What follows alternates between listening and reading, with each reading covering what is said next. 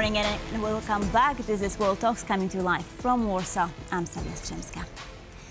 After the coalition of the willing met in Kyiv on Saturday, Vladimir Putin stated early this morning that he is, quote, committed to serious negotiations and doesn't dismiss the idea of agreeing to a ceasefire during direct talks with Ukraine.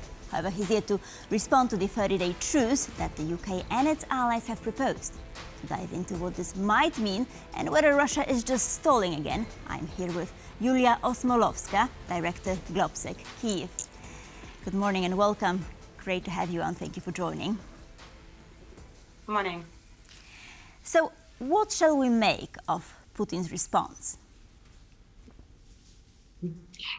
We shall make actually exactly what he implied. He effectively denied the proposal for 30 days unconditional ceasefire and the collective position of the European partners, Ukraine and the United States. Instead, he is maneuvering with suggesting some vague proposals of let's meet again and let's talk about potential many new ceasefires or whatever over these talks, but actually for us it's just a cover-up, a smokescreen, and a sort of delay in real commitment to negotiated solution. Right, and there's a talk of sanctions if Russia does not agree to a ceasefire. So what sanctions could hurt Russia at this point? Well, definitely, if you look at the Russian economy, it is crippling at the moment. And if you look at the revenues and resources by which Russia is supporting its military adventurism in Ukraine, they're shrinking at the moment. So for Russia, it's definitely any kind of new sanctions introduced on her economy is quite painful. However, they try to keep the poker face by saying that the economy is okay and so on. So any kind of new sanctions on energy sector, on banking sector, something that President Zelensky said as might be a retaliation in response to Russia's refusal to the ceasefire, I think would be very effective. And the commitments or the announcement of the forthcoming potential 17th package of the EU sanctions combined with the strong position of the United States definitely will make the situation much more painful for Russia as it has right now. Right, and Donald Trump posted on his social media platform Truth Social, right, that there is a big week upcoming, and he hopes that there will be a resolution to, quote, never-ending bloodbath, and of course that hundreds of thousands of lives will be saved. So high hopes on part of the US. How do you think that this week will unfold? Of course, we're also looking at Thursday, May 15th, right? Well, definitely we need to see the response of the European partners and the United States to this statement of Putin, actually swapping the idea of ceasefire for these vague negotiations. As I mentioned, this is first, and then we should expect, judging by this reaction, whether the new sanctions are coming up or not. But definitely we shouldn't be sticking to this Trump's rhetoric literally, because as you can trace all his statements, he always tried to put these optimistic remarks, which in most cases doesn't have anything in common with the reality. So definitely, yeah, he might be announcing a great week ahead, but we need to see the reaction to recent Putin statements from the Western partners and then to be able to judge what will come next. Right, and what allies do Russia have at this point? I'm thinking about China and Xi's attendance at the Victory Day parade. What shall we make of that? Yes, exactly. I think that this should be a warning signal to Trump and his team, because they were seeking, or we had been interpreting the idea of getting in more communications with Russia as part of their grand strategy, not to let this amalgamation of China and Russia further.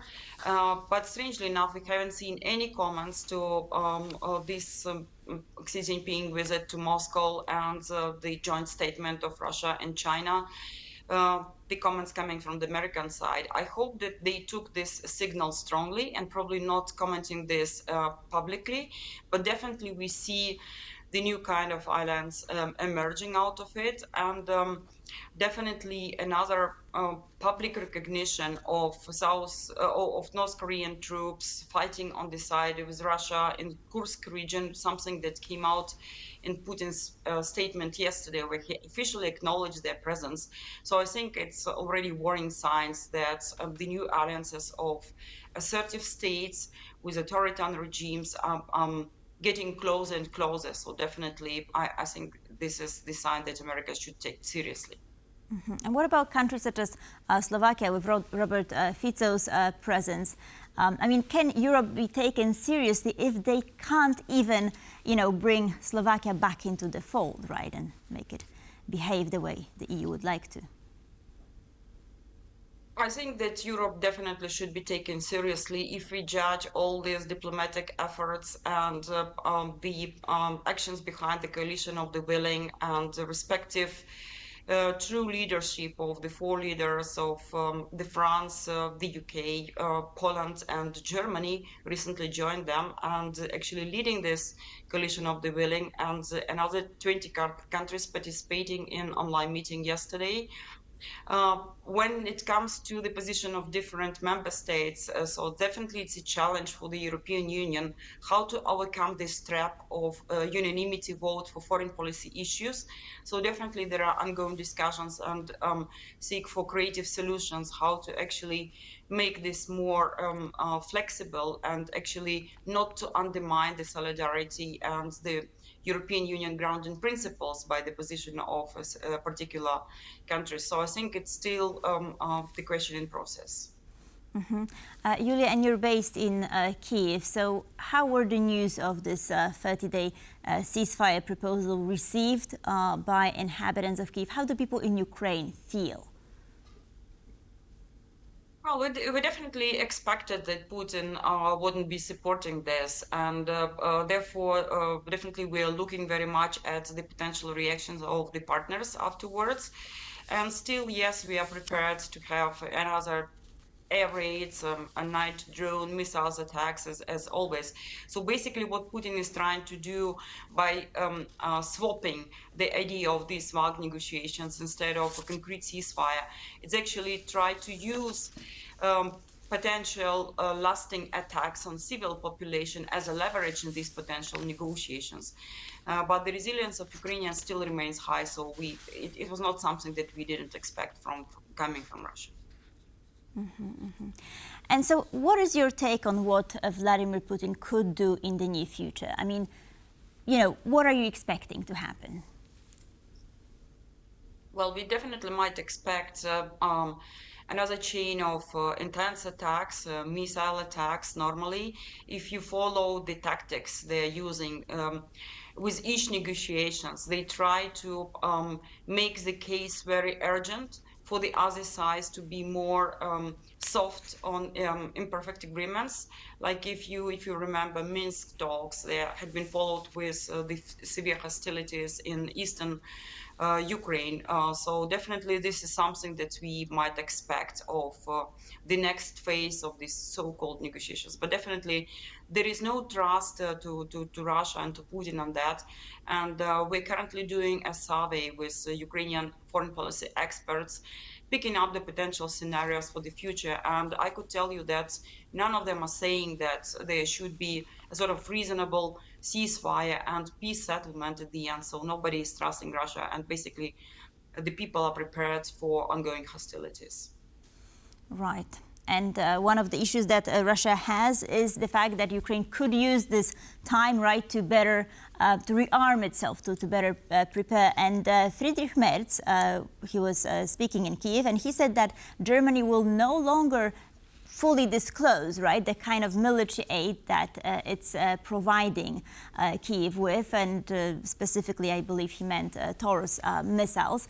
So, do you think that this is the right strategy, not fully disclosing the kind of aid that reaches Kyiv?